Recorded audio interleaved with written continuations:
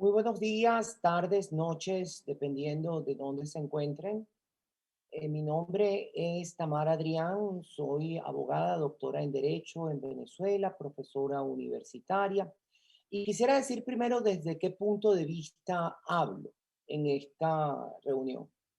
Soy, entre otras cosas, miembro del Comité Científico de la UNESCO de Derechos Sexuales y Derechos Humanos, por un lado.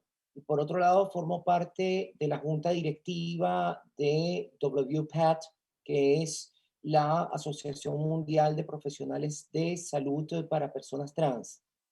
También estoy involucrada tanto con la Organización Panamericana de la Salud como con la Organización Mundial de la Salud en temas de promoción de salud sexual y reproductiva, y particularmente en los últimos años con relación a las barreras que pueden presentarse en el acceso a la salud para determinadas personas en función de prejuicios explícitos o implícitos, y más específicamente debido a la orientación sexual o la identidad de género de las personas. En los trabajos que hemos realizado a lo largo de los últimos 20 años, hemos siempre enfatizado en esas barreras que impiden que determinadas poblaciones accedan a la salud, con la preparación primero de las metas del milenio y más particularmente después en el proceso de preparación y aprobación de los objetivos del desarrollo sustentable, y de ese eslogan que sintetiza esa visión de los objetivos del desarrollo sustentable, que se expresa en que nadie sea dejado atrás y las vertientes distintas para que eso no ocurra. Hemos venido trabajando y proponiendo distintos documentos que buscan mitigar, limitar o eventualmente hacer rescindir los tipos diferentes de prejuicios que afectan el acceso a la salud de personas lesbianas, gays, bisexuales, trans e intersex.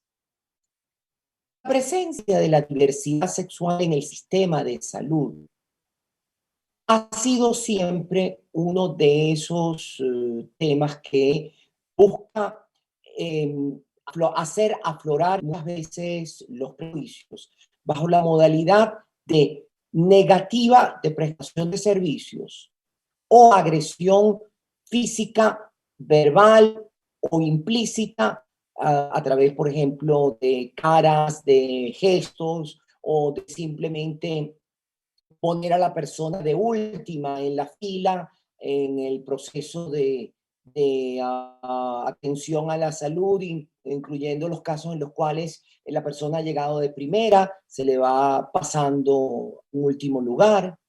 Y hemos tratado de hacer distintos estudios sobre cómo ese prejuicio implícito o explícito va a impedir, limitar o afectar el acceso a la salud. Los estudios que yo personalmente he realizado son coincidentes con aquellos que han realizado otras personas a nivel latinoamericano, y demuestra dos cosas.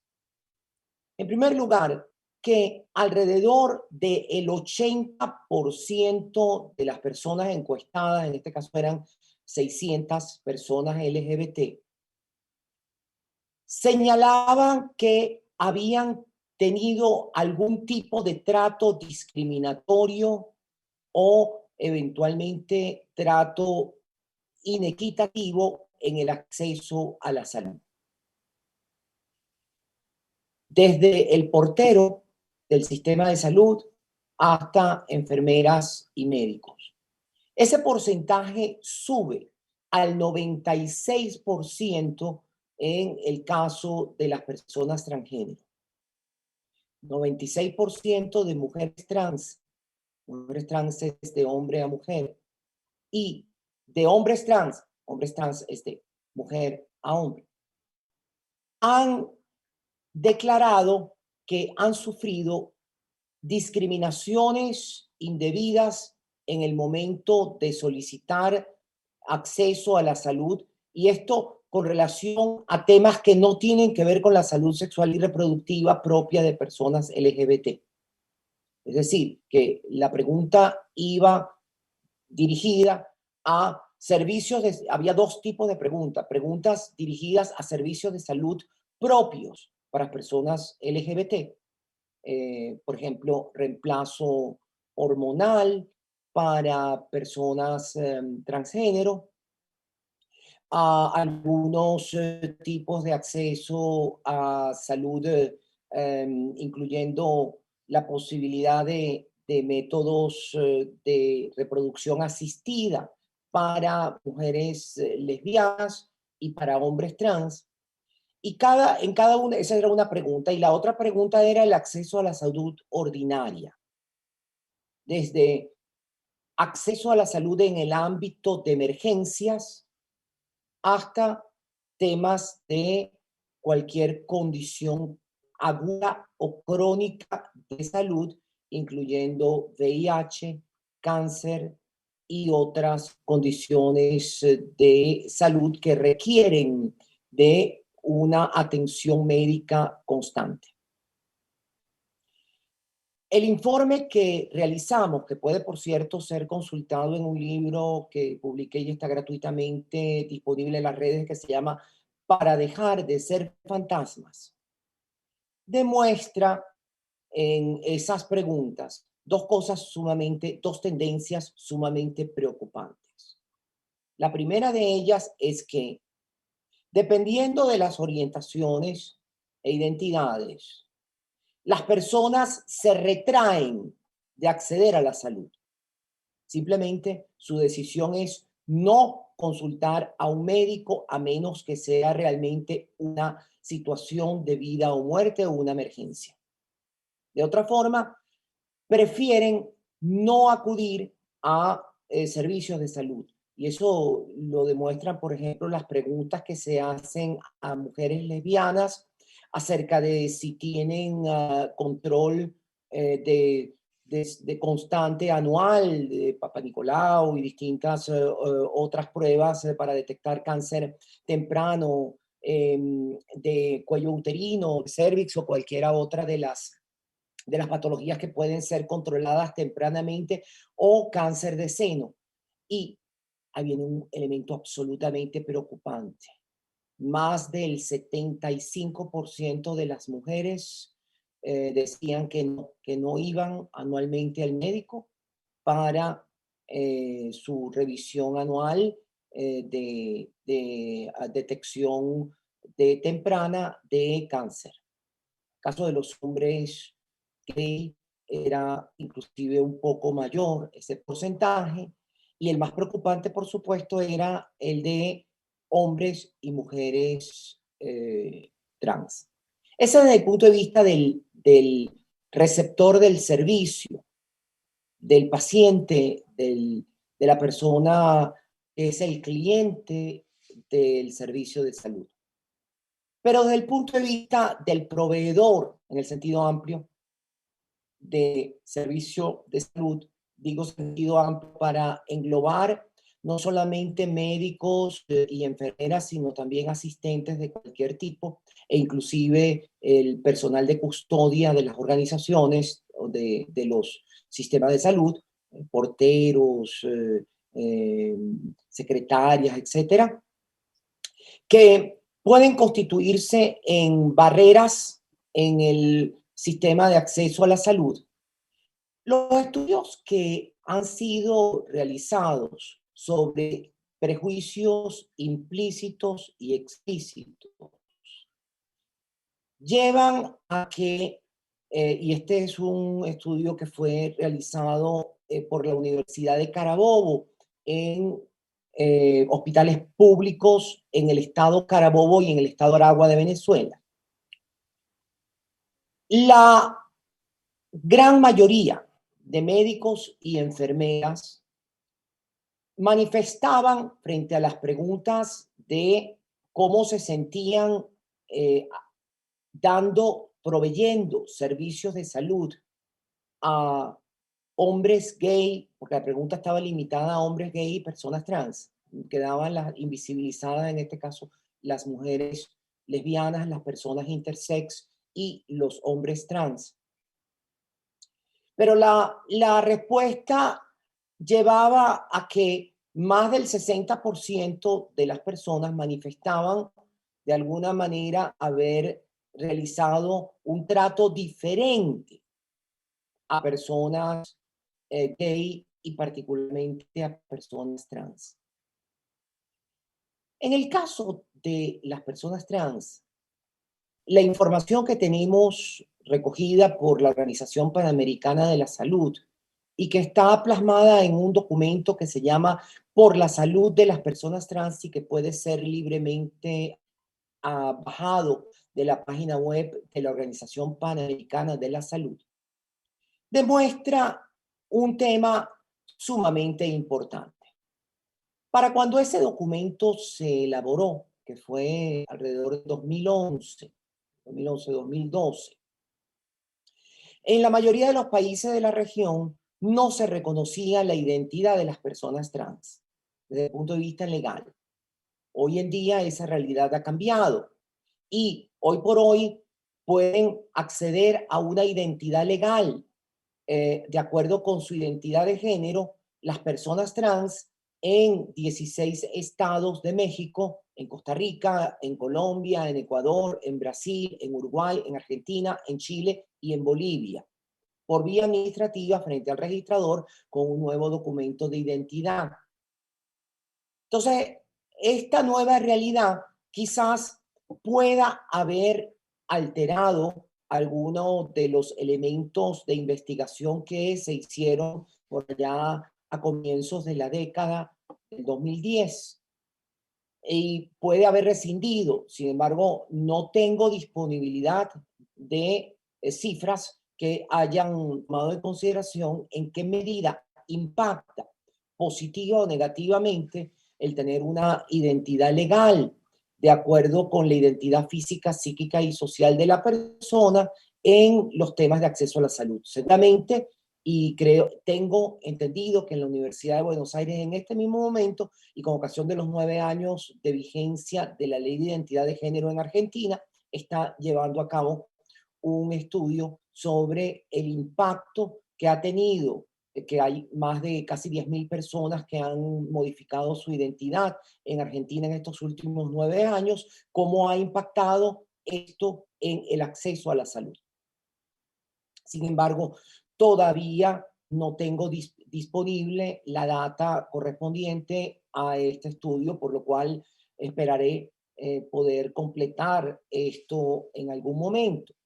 Lo cierto es que para el estudio de la Organización Panamericana de la Salud, encontrábamos una em, tendencia absolutamente preocupante de negación pura y simple del derecho a la salud, el acceso a la salud a las personas trans en instituciones públicas de salud. El desconocimiento de la identidad, el hecho de que no sabían dónde ubicar a la persona que, por ejemplo, requería un tratamiento con hospitalización. Y si la persona, por ejemplo, se identificaba como mujer, pero tenía una identidad legal masculina, la ubicaban en las zonas de hombres o eventualmente todavía peor en los pasillos, para no tener que ubicarla ni siquiera en un cuarto o colectivos con hombres o con mujeres.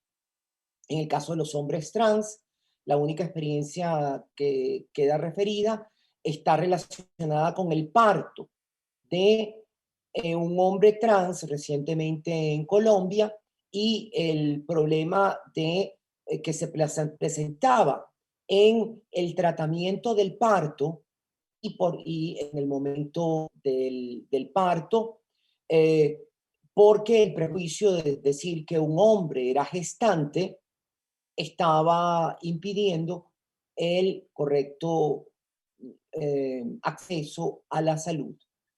De tal manera de que los prejuicios implícitos y los prejuicios explícitos, cuando digo explícitos, son aquellos en los cuales la persona, efectivamente, el proveedor de salud, efectivamente se declara homófobo o transfóbico y lo asume.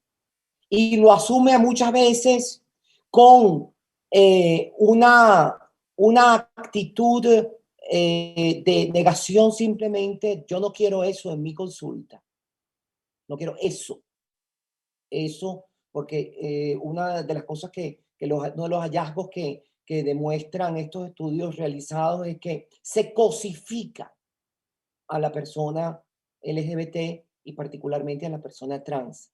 Se le trata de cosa, eso, it, en el caso americano, en el caso de los estudios que han sido realizados en los Estados Unidos. Por cierto, en los Estados Unidos hubo un proceso durante el periodo de Trump de una orden ejecutiva para negar el derecho a la salud a las personas trans y que se permitiese la llamada objeción de conciencia por parte de médicos, que no es otra cosa que si yo soy racista, no quiero tener una persona de color en mi consulta, o si yo soy homófobo, no quiero tener una persona LGBT en mi consulta. Es básicamente por ahí va ese concepto de objeción de conciencia, que quieren aplicar al tema de aborto, al tema de aprovisionamiento de servicios a personas LGBT, y que no, hasta ahora hay poco de tratar de aplicarlo también, es un tema bastante sensible, al tema racial y al tema religioso. Pero lo cierto es que, sin duda alguna, mm, la objeción de conciencia y el énfasis que se hace en los últimos tiempos sobre el tema de objeción de conciencia es una forma de dignificar, si se quiere, el prejuicio explícito. Yo soy homófobo o transfóbico y no quiero eso en mi consulta. Y me niego porque mi conciencia no me lo permite. Entonces ahí entramos en el debate a dónde llevaría esa objeción de conciencia. Pero más perverso quizás es el prejuicio implícito, ese que simplemente aflora en la medida en que la persona pide un servicio de salud y en el curso de la relación con el proveedor de salud, este averigua o la persona declara que es gay o lesbiana o bisexual o trans o intersex.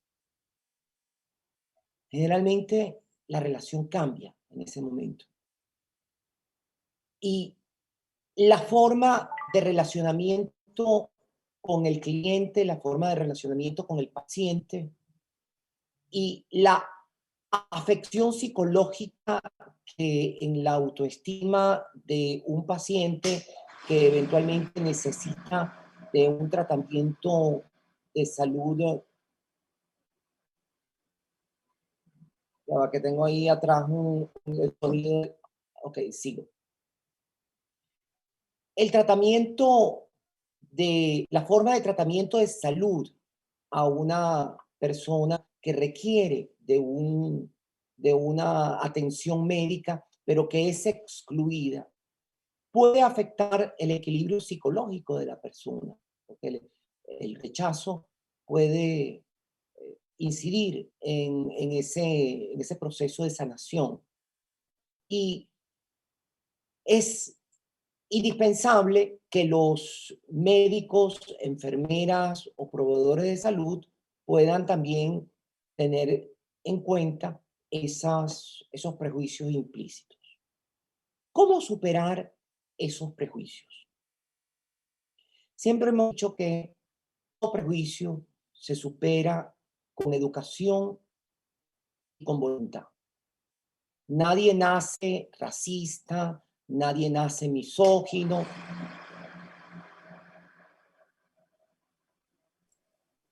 Desde nadie nace racista, nadie nace misógino. Cada que tengo un ruido, ¿se oye mucho el ruido atrás? Es que lo corté. Sí, Ok, sigo entonces. desde nadie nace racista. 1, 2, 3. Nadie nace racista, nadie nace misógino, nadie nace xenófobo, nadie nace homófobo o transfóbico. Eso se aprende desafortunadamente en muchas casas, en muchos institutos educativos, en muchas iglesias o en la calle. Y se debe desaprender, porque justamente comenzaba yo hablando de los objetivos del desarrollo sustentable. Y ese paradigma que nadie se ha dejado atrás, que implica que las barreras sociales, culturales, educativas o legales que afectan el libre desarrollo de la personalidad y la total potencialidad de las personas sean eliminadas paulatinamente. Y para eso se requieren 3 patas que deben ser cumplidas por cada uno de los estados. La pata legislativa, que haya leyes efectivamente que ataquen las causas de esas discriminaciones o violencias o eliminen las barreras que existían en la igualdad de derechos. 2,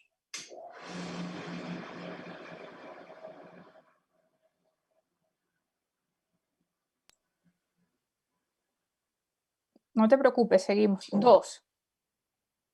2, la pata de educación.